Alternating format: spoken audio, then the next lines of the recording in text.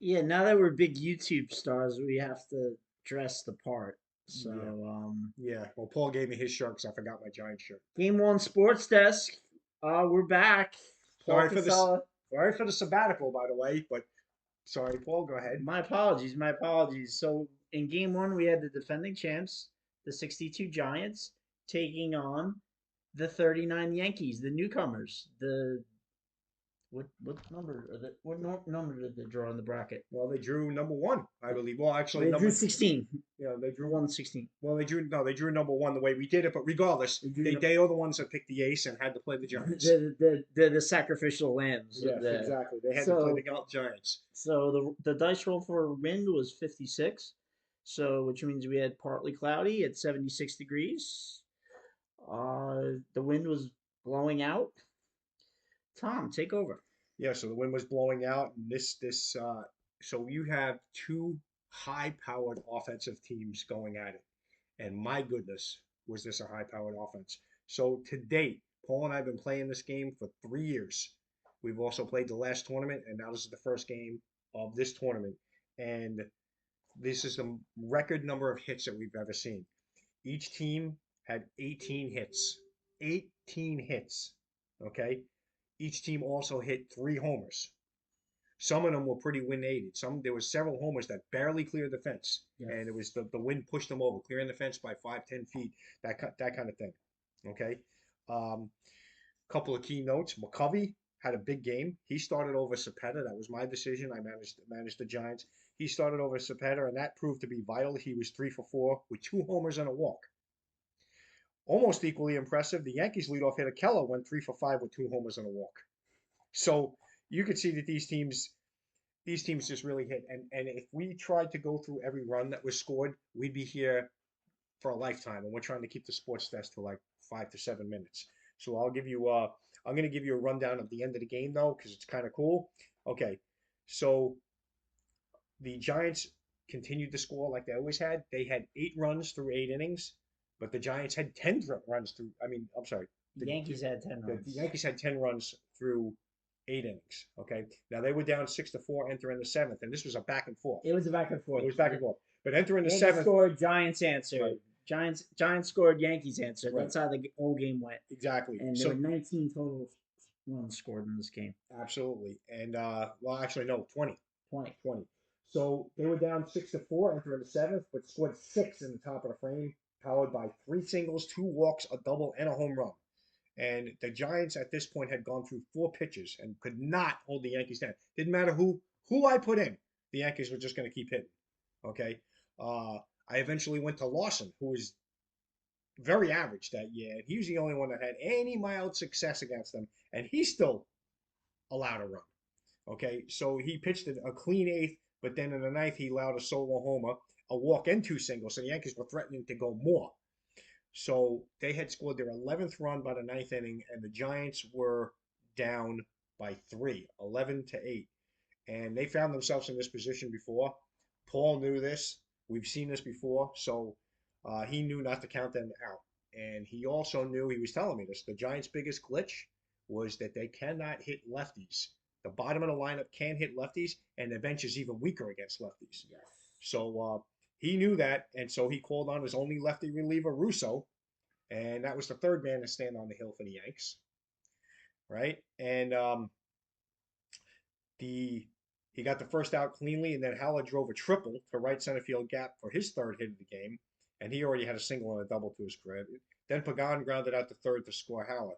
So now we have an 11-9 game with the bases empty. Okay. Then Kuhn draws a walk. It's just amazing how these Giants just keep coming. So this brings the tying run to the plate.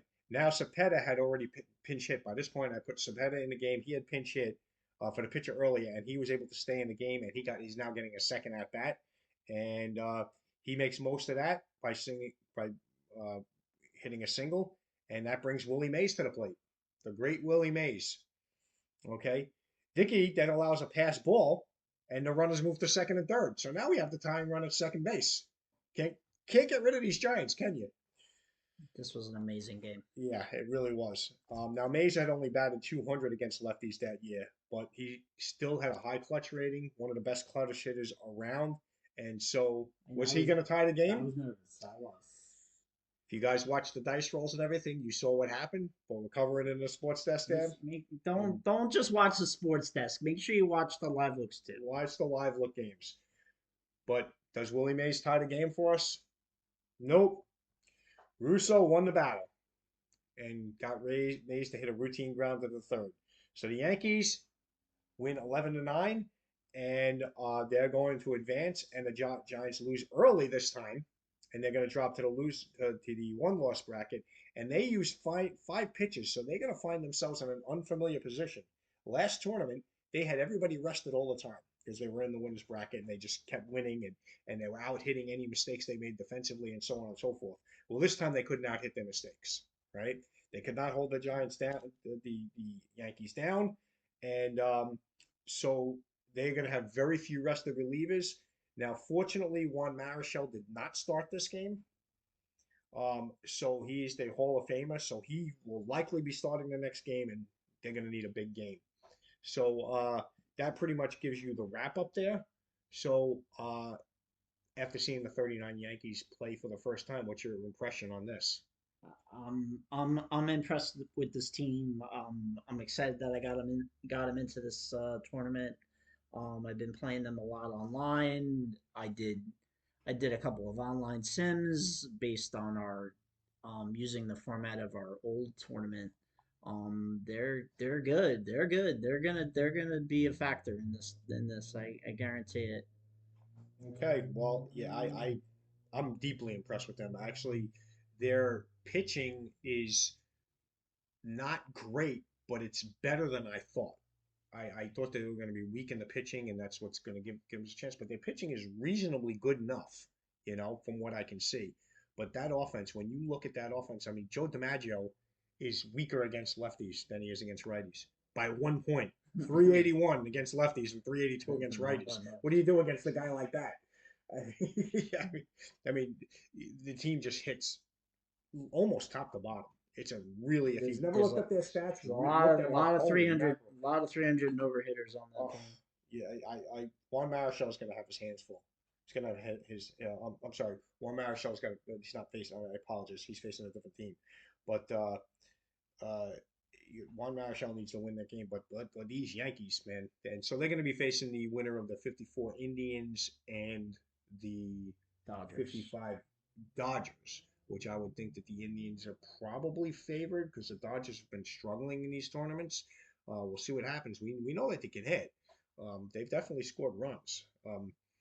Well, we'll see what happens with that because if the Indians do manage to win that game, they are one of the best teams in this tournament pitching wise, from what I can see. So perhaps they'll be able to hold the Yankees down, or maybe the Dodgers will surprise us and win that game. We'll see what happens. We'll be back with another desk, and we'll be back with more live looks. This is what we do. Dynasty in Florida.